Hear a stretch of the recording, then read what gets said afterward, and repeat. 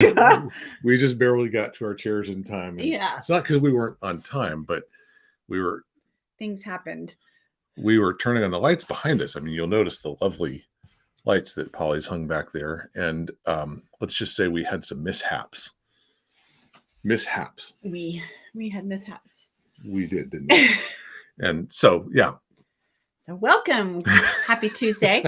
What was this? Is that what you did? No, I did me. Oh, you did that. Yeah. Me. I did my mishap. Anyway, happy Tuesday and welcome to Think Differently Academy's Tuesday Night Live. We're well into a series, and by that I mean this is the third in an installment on abuse and the culture. We've done a lot of teaching on understanding the dynamics of abuse from a triangular viewpoint, but really wanting to take some time to address cultural issues, in other words, larger systems issues. One of the things we've often said is that abuse really erodes the culture if it's not identified correctly and dealt with correctly. Mm-hmm. You look taller than me. I took my purple off my seat. Anyway, you just have to sit up straight. So, like me. Abuse erodes the culture, and so in these classes these Tuesday nights, we wanted to talk about why that's the truth, why that's the truth, and give some input about some of the larger systems dynamics of abuse. And so, welcome to our version of that stuff. Hey, Jim. Jim, good to see you. And anyone else who's with us, let us know before we get too far down the road. Yes. We probably will do this series through April. Okay. I guess this is April, and I guess May. Somewhere into May, and then we'll figure out what we're going to do. We're going to take a month off of Tuesday Night Live during the summer. So the month of June, we'll take off of Tuesday Night Live. So we may do this all the way up until then. Yeah, we talked a little bit about that. So we'll see what all we explore during that time. But hi, Abby, and hi, Rose. Glad y'all are joining us. Good evening. Yes. Deborah. Hello. Betty. Betty. Hey hello, there. Betty. I always think you can call me Betty and you can call me Al. There we go. It's a great song. Yeah. Cool. So anyway, so that's the directions that we're headed. JT, new office. JT. Well, this is actually still our home studio, JT. And the new office begins for those who are in the know. Sup, Amy? There's Amy, our beloved office manager, beloved and brilliant office manager. You were in Michigan when I did this, painted this. So I guess January. This is January. So yeah. So this is the studio that we do from home. We actually will be in an actual new office starting next week. That's wild. Yeah. So this is our last office. We've been 7 years. I've been 7 years. I think you've been 6 in Think Differently counseling here in Grapevine. We'll still be in Grapevine, but for those of you who need to know, we'll literally be right across the street. And lots of things moving that. Some of you will know more about that as time goes on. So Amy knows way too much about it, right, Amy? Trey, good to see you, sir. So let's go ahead and dive in. Yeah. Tonight, so when we talk about the cultural issues regarding abuse, one of the things I want to be clear, and you'll probably hear us repeat this multiple times, at both an individual and a systemic level, one of the things that abusers presume upon is their ability to take advantage of the goodness, the best qualities of everybody else involved in the dynamic. So when we've talked about the idea that there's a triangle in abuse all the time, that's a triangle, right? When there's a triangle in abuse, there's always the abuser, the victim, and then what we call the onlookers. And the onlookers can be anyone from friends, relatives, helpers, so counselors, pastors, coaches, anyone who's sometimes just friends, but when friends become supportive in the wrong way, they become what we call flying monkeys. We may devote an entire Tuesday night to the concept of flying monkeys, right? Because you remember the Wizard of Oz. But those are kind of the bigger systems issues that we talk about. They affect both the individual issue of abuse and the larger system issue. And what we're after is wanting everybody to understand one of the reasons why abuse is allowed to continue is because it takes advantage of the best attributes of both the victim and the onlookers. And many times the onlookers are trying to do the best they can to be helpful with their understanding of what's happening. And as we described in episode number 1, Often people misunderstand who's the abuser and who's the victim because of this issue of misplaced responsibility. When people are looking for who's hitting who or who's screaming at who, a lot of times they don't recognize that underneath all abuse is the misassignment of responsibility. You want to learn more about that, and we highly recommend you go back to episode number 1 from 2 weeks ago and really look at that. Also, our teaching on Think Differently Academy, where we have a 3-part series called Understanding the Dynamics of Abuse. And so, with that being the case, the abuser presumes that the people involved are good people trying to do good things, and as a result knows exactly how to take advantage of the best attributes of their victim and the best attributes of the third party. And so tonight we're going to hit a specific issue that, as will several of these systems issues that we talk about, that will illustrate how it is that the abuser looks and goes, if everybody else is trying to be an upstanding citizen, this will work in my favor instead of in the favor of those who should be protected. Tonight, we're going to talk about the power differential. Power differential by definition. Power differential by definition. Wow. Yeah. That was impressive. The power differential by definition is one of the necessary components. Most definitions of abuse will actually name the fact that one person has a power over the other person, either physically, positionally, or relationally in some way. And we'll talk about all 3 of those: positionally, physically, or relationally, that there's some kind of power that the abuser has over the victim. By the way, one of the things you need to realize is if you're trying to figure out who's the abuser and who's the victim in a given pair, look for who has the power. And sometimes it's obvious. If it's positional, it's obvious. If it's relational, it can be less obvious because of this issue that we'll call the principle of least interest. Again, we'll dig into this in a couple minutes, but simply stated, the principle of least interest says that in a given relationship, the person who's least invested in the relationship has the most power. Therefore, the person who has the most power could be 4'11", and they could have power over someone who's 6'12". I guess that's 7 feet. But the point is, size isn't always the determinant of who has power. Right. It's literally the person who has the least investment in the relationship, because that means the other person will work harder than the person who's willing to make that person take responsibility for both of them and then the outcomes of the relationship. Again, we'll dig into that in a couple minutes. But the power differential, by definition, then, is a necessary component of abuse, because you can't abuse somebody that you don't have power over. You have some form of power. And so if you're an abuse victim, someone has some form of power over you. And if you're an onlooker, you want to be able to discern where does the power lie in the pair of people that I'm observing.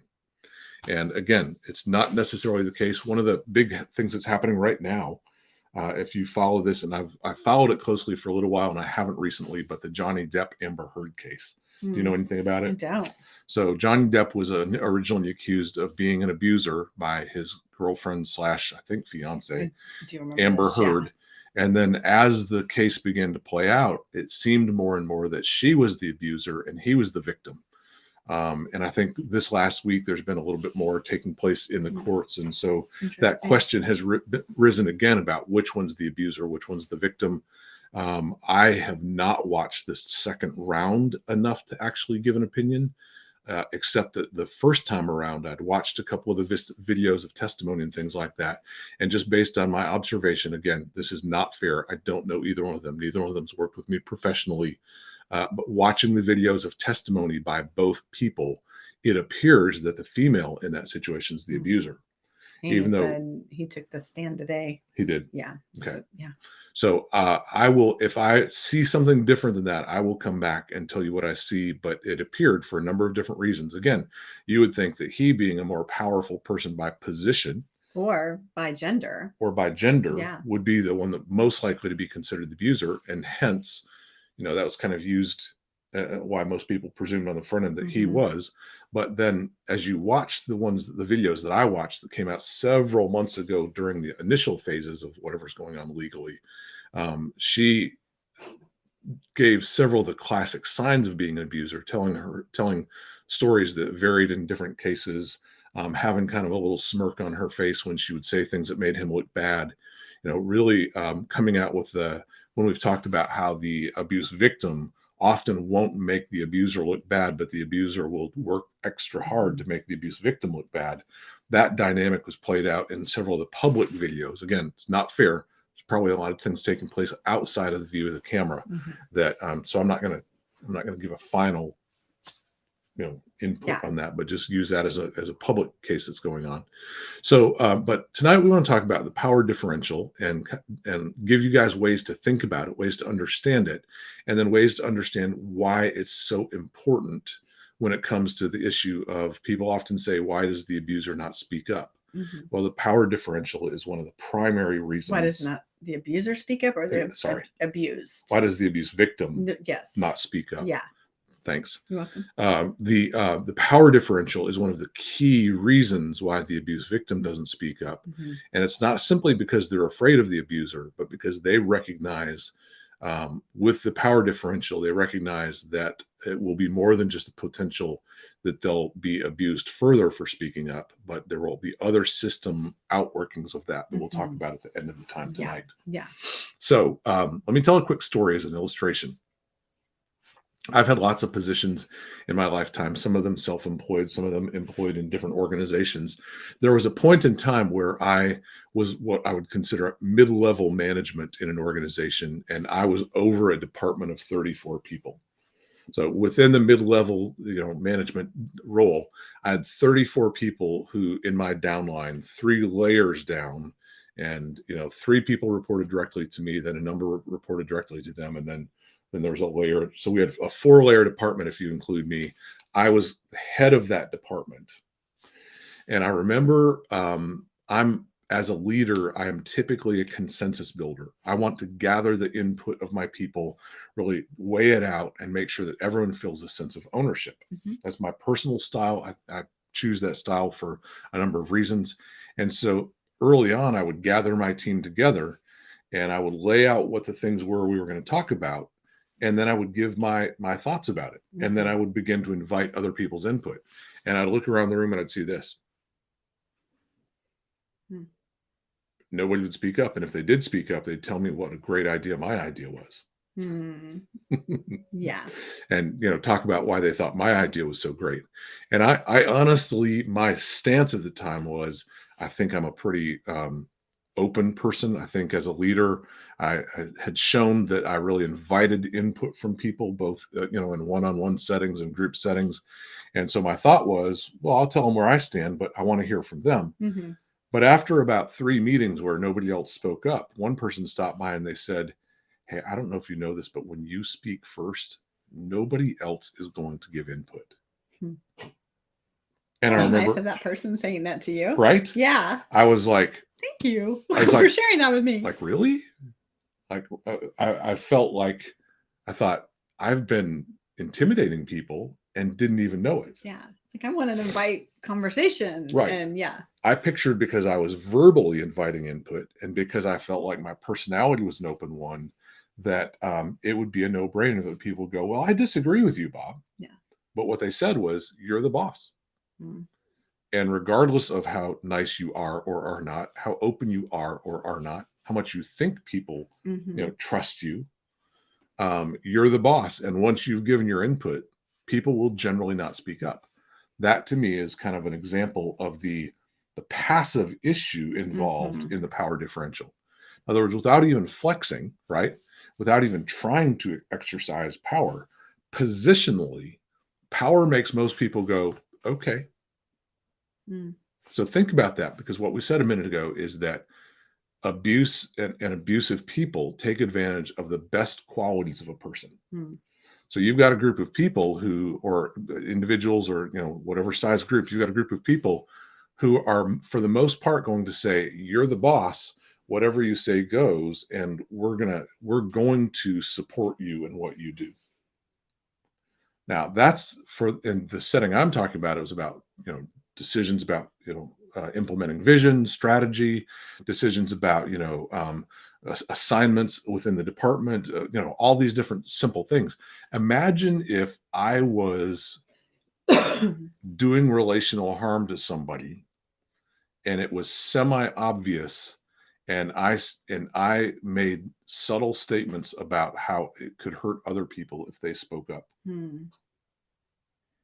The same dynamic that kept people from simply sharing their ideas would make most people go, he's the boss.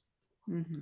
And so obviously we're talking about positional power differential, where in an organization, family, or other setting where someone has a position of power over a person or group of people, the likelihood that people will speak up in just a friendly setting is pretty Mm-hmm. slim. How much more so when the boss is intentionally intimidating and uses subtle or not so subtle threats about what it might cost somebody, either job wise, personally, or Mm-hmm. relationally within a larger organization, if they were to speak up or speak out against the person in a position of power. I keep thinking of the Devil Wears Prada, Oh, like where she was a boss and very intimidating and very like my way or the highway, and the positional authority that she had. yeah. She shredded everybody below her. And a lot of people, either because they need their jobs, Mm-hmm. they value their jobs. Some of the saddest ones are when somebody's like, this is my life. This is what I'm called to in my life. Yeah. I'm following this because it's my own passion. And somebody that has power over them takes an abusive role. And now they're not just, I need a paycheck. This is the thing I love. And, I've followed my whole life to get to this point. And somebody in a position of power over them can actually pull the rug out from under them, and in some cases pull the rug out from under them, not just within the organization, but within the larger, for instance, in a licensing sense. Mm-hmm. If you're in a profession where there's a licensing involved, or in a profession like the legal profession where, I'll tell other people that you were a troublemaker in the organization, Mm-hmm. you can really do harm to someone's career from a position of authority. And people will assume that you, as the person in the position of authority, are speaking rightly about the person under you, therefore you can do harm to them, Yeah. even outside of your own organization. The power differential in that case, you can see why it'd be difficult for people to speak up in that setting, because it can and will cost them their job. Yeah. And in many cases, their reputation. And in several cases, not only their job in the moment, but the potential for jobs outside of that organization. Yeah. I'm going to share another thing that happened. I hadn't thought about this until I started speaking. I at the third level below me, there was a layer called director, and then under them was assistants, Mm-hmm. administrative assistants. And I remember when one of the directors resigned, and the assistants under them were afraid of me. Mm-hmm. And I noticed that they were working beyond their expected hours, and that they were, performing way beyond what was healthy for them to do. And since their director had resigned, I went and sat down with them and I said, hey, I don't expect you to work more than 40 hours a week. And they're like, at first they were scared when I sat them down. And then if the story began to unfold, that director had actually told them that I expected that of them. Wow. And that if they went to me about it, I would be angry. Mm. So the director is using my position of authority to create their power differential, to expand their power differential, and to keep these people from going above themselves by saying, Yeah. if you go above me, he will be angry. Yeah. Well, again, you guys know me as the guy that teaches these courses, but those people who've worked for me before, I think you'd be hard pressed to find a single employee in all my time of having employees who'd say that I ever got angry at an employee, much less used anger as a form of control in an employment setting. Yeah. And so again, you would have to talk to those people to validate that, but I just don't believe that that's a healthy style of management. And yet there were two assistants who had lived in fear of me based on their director's words about what I wanted of them and how I would respond. Once again, power differential allowed that director to be abusive, even under my watch. Yeah. I look back at that when I think, for me, that tells me I needed to be more hands-on with all the levels of my organization. Otherwise, there could be people, even within the small element of my organization, that were outside of, not only outside of the scope of their assignment, but were also abusive under my watch. They use their power differential. Yeah. Yeah.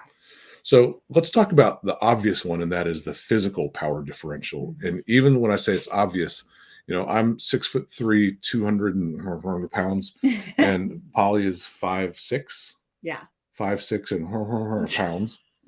But let's just say she's, I'm you know, not concerned about my weight. yeah. So I'm 225. She's What am I, 145? 145. Something, yeah. And so I've got an 80-pound differential on her. And it would be easy for people to assume, that being the case, that in the physical realm, there's a power differential that I have over her. And Mhm. for the most part, that would be true. Here's the thing, though. You'll often see, again, some of this starts with family of origin. You'll often see that a smaller female can be physically abusive to a larger male because he Absolutely. refuses to fight. Mhm. Which, again, taking advantage of a good quality. When a man says, I will not strike a woman, I won't be violent with a woman who knows that has a power differential, Mhm. because she knows that he's a defenseless victim in the physical realm. Mhm. And so I've seen a couple different cases in my own counseling over the years where the smaller female takes advantage of her power differential, not size wise, Mhm. but in terms of recognizing that he won't defend himself. So again, there's the obvious power differential that would say I'm 80 pounds more, Mhm. 80, 86 pounds on some days, but you know, but the other side of that would be big, and be potential, because I would never be physically violent or controlling Mhm. with a female. And so if she knew that and she was physically violent or controlling in response, she could take advantage of my posture of not being willing, of being unwilling to be physically defensive. Mhm. So recognize again that even in the physical world, the power differential isn't all about size. It's about willingness to use physical force, Yeah. and in some ways unwillingness to defend yourself, or inability to defend yourself. So the positional one, we could actually spend an entire hour talking about the positional one. We've just talked about the physical issue. And so I want to, and I hadn't been reading questions Yeah, we for, can answer we'll get those at those the in a couple end. minutes. Yeah. So the physical one we just talked about, I want to take a little bit longer to dig into this one that we talked about called the principle of least interest. And it's a very common one in the area of psychological and emotional abuse, because clearly a psychological or emotional abuser is less invested in the relationship. And so what you see in the principle of least interest is, here the power differential comes in as one person will do a great deal to make the relationship work, and the other person is willing to do anything to harm the relationship. And that puts them in a position of power over the person who's invested deeply in making things work. Mhm. Now, it's funny, because one of the things you'll see, again, there's a shift that can take place in this, is once the abuse victim really catches on to what's going on, and if they're working in such a way, either with a helper or in their own work, they're beginning to recognize the way the other person's exercised power over them. The healthy thing for them to do is allow the abuser to take responsibility for themselves. Mhm. And what that looks like is them distancing, Mhm. is the victim distancing and allowing the abuser to lose control because of the emotional distance they create. And so, again, you have to be careful about watching for that. But the early stages of emotional, psychological, or relational abuse takes place when one person says, I'm willing to do harm because I don't care enough about the relationship. And the other person says, I'm so invested in the relationship, I will be harmed and believe better about you for the days ahead. And I will work hard on myself and do all the counseling and all that kind of stuff to maybe make this like you better. Right. And so that one goes all the way back to the first week, 2 weeks ago, when we defined abuse as the misassignment of responsibility. The abuse victim says, I will carry the emotional burden of this relationship. Mhm. And as such, they'll, as Polly just said, they'll do all the work. They'll go to counseling for themselves. And they'll be the one who's checking their own problems. That's, again, an outsider can look at that and go, wow, this person's doing all the counseling, they must really have problems. Mhm. There's an old joke that says, narcissistic abuse is, or the narcissistic personality disorder is the only disorder where everybody's treated except the one who has the disorder. Right? Everybody ends up in counseling. Yeah, it's funny if it weren't so Yeah, painful. terrible. Yeah. But the reality is that the people around the narcissistic abuser are all in pain, but also often believe the issue is theirs because of the dynamic of the transfer of responsibility. Right. So they're in counseling trying to work on themselves. Well, the abuser is telling them, you better work on that. You should, these are the things I want you to go fix. And so all that to say, we've got all these different ways that the power differential plays itself out in abusive relationships. And here's kind of the why this matters so much. First, because it allows abuse to take place in the first place. But secondly, and here's the key, now somebody starts thinking it's time for me to leave, but the other person has more power. And two issues about that. For the abuse victim to begin to take power, a lot of people will identify that as, look how mean you're being. Why won't you give them a chance? You're being hard-hearted. You need to forgive. Right. Yeah. As the abuse victim begins to take their power in the relationship, in many cases, they're identified by others as being the one who's hard-hearted, abusive, or unforgiving, or even potentially identified as being the abuser. Right.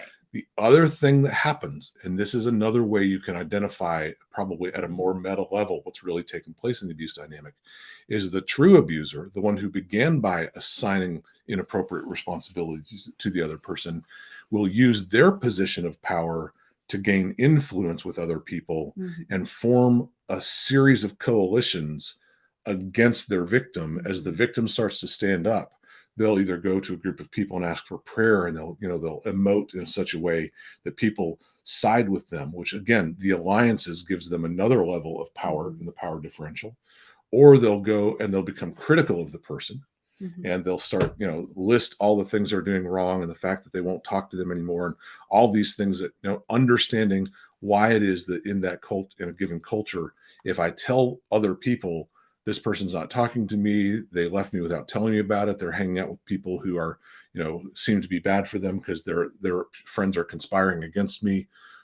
All of that is the talk of an abuser who's trying to build a coalition against his abuse victim or her abuse victim. And so one of the things we talked about last week is cultures that misassign responsibility.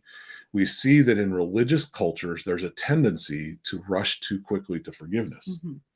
Polly's already kind of alluded to that a couple times tonight, and that is when the abuse victim is starting to recognize the power differential and the need to take their power back, especially in a religious culture, it makes it easier for the abuser to build coalitions with people by accusing the other person of being unforgiving.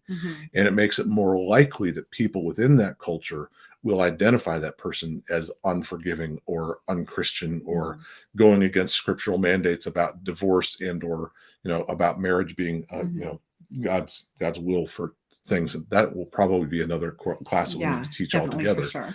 But you can see that in a religious setting in particular, this idea of power differential, when the true abuser starts to lose power over their victim, they can gain power again by building coalitions, using religious language and or by using sympathy, using the best qualities of the other people in the culture to get them to side with them against the abuse victim. Yeah. So, and one of the other couple of, and I haven't read completely on some of the comments. One of the other power differentials that is very easy to see or easier to see is a parent to child.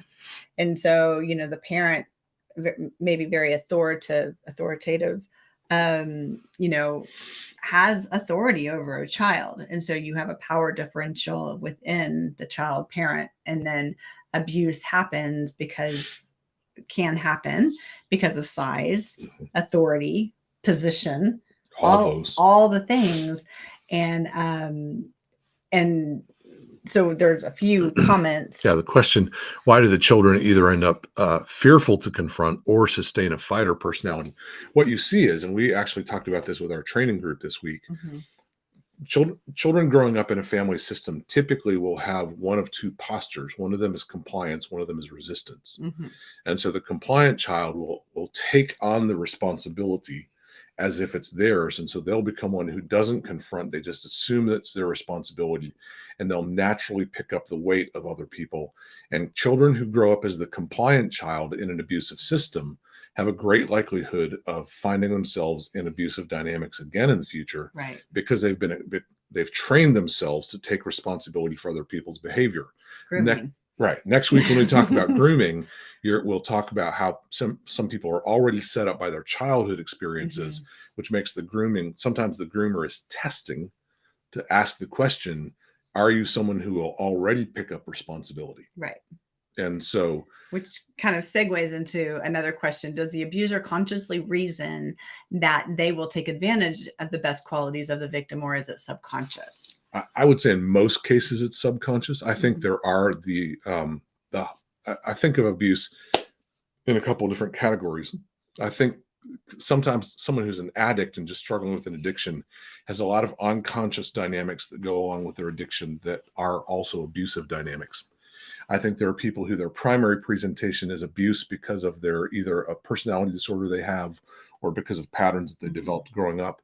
And then I think there's a whole category that I would call predatory abusers. And I think predatory abusers are pretty intentional at every level about every manipulative strategy they use. I'm trying to think, and I'll bring this information next week, but there's a book written by someone who interviewed a number of, I want to say, pedophiles in prison, if I remember it correctly.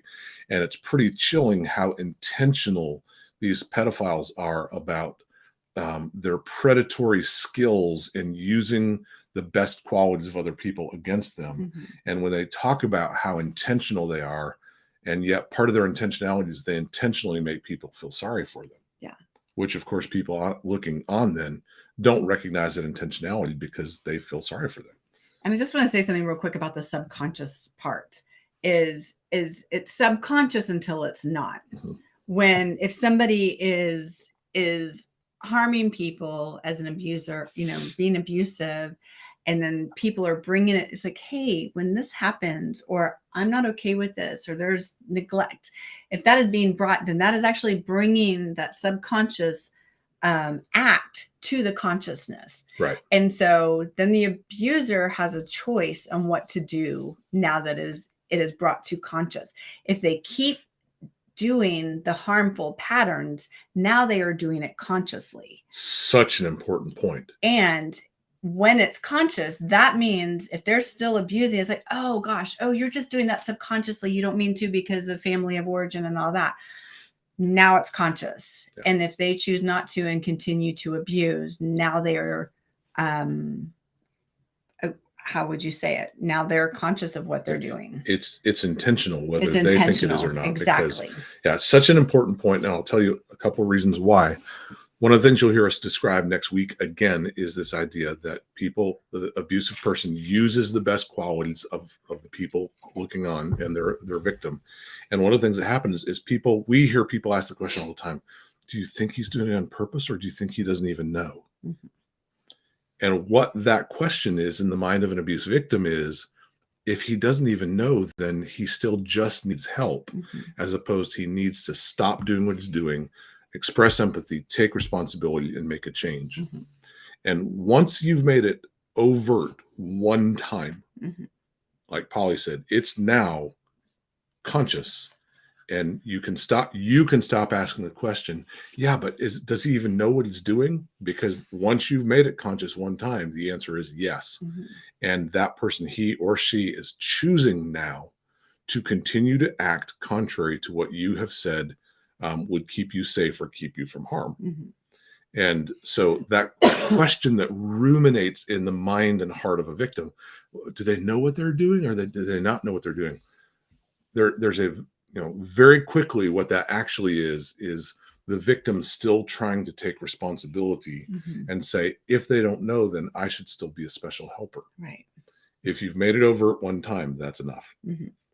So what other questions do we have? I found that if a parent is withholding love intentionally and she knows it, but then overcompensates and pretends to care to maintain control of the adult child's engagement, trying to honor this parent is so difficult.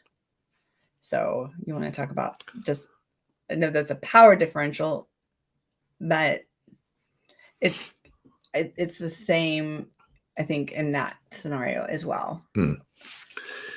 Yeah, it's, let me read it again. Sorry. I was thinking other things at the same time, which I should never do. Withholding unintentionally. Yeah. So perhaps we'll make this a class as well. One of the things you'll see is that the abuser, even though they're not invested in the relationship, they're invested in maintaining control. Right. Because their investment is feeling powerful. Their investment is getting someone else to be responsible for them and getting someone else to give them their pluses while they give away their minuses to that person. And so as the abuse victim, whether it's a child, a spouse, a friend, a coworker, begins to distance and identify the abuse, a lot of times what you'll see is some version of what's called hoovering. Mhm. Right. Again, in kind of the abuse advocacy world, hoovering means I'm trying to suck you back into the dynamic because even though I'm not invested in the relationship, I'm invested in still having power over you. Yeah. And so, in many cases, what you'll see is what Sonia just described, and that is the abuser, whether a parent, a spouse, coworker, a boss. Well, if it looks like they're either caught and might be in trouble, or caught and the other person might get out, they start doing these backpedaling behaviors that are designed to like settle things down and pull the other person back in. The trick is to understand that that's part of a cycle, and it's one of the reasons it's so crucial to really identify that abuse is the misassignment of responsibility. Mhm. It's not about behavior, it's about a pattern that involves I'm not responsible for me, you're responsible for me, and you're responsible to give me your resource and to carry my emotional burden. And if I do that, whether I'm misbehaving or not, then what happens is the abuser stops behaving badly, but they start saying, hey, I've changed. Mhm. And since I've changed, you should come back. Mhm.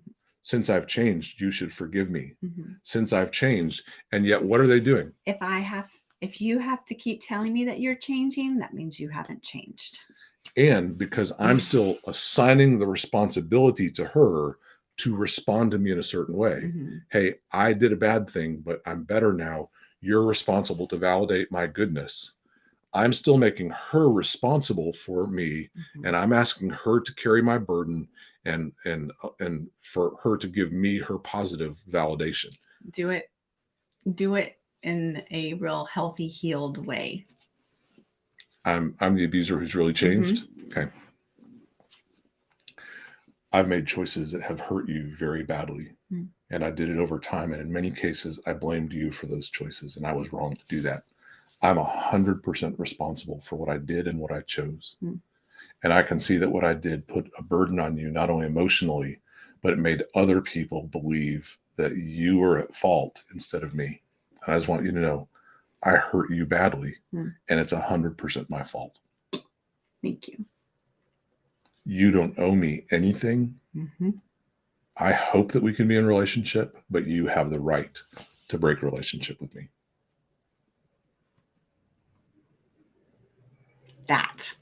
That's what it sounds like. Yeah. Then the trick is if it sounds like that in one conversation, you have to hear it again a month later and a month later and a month later.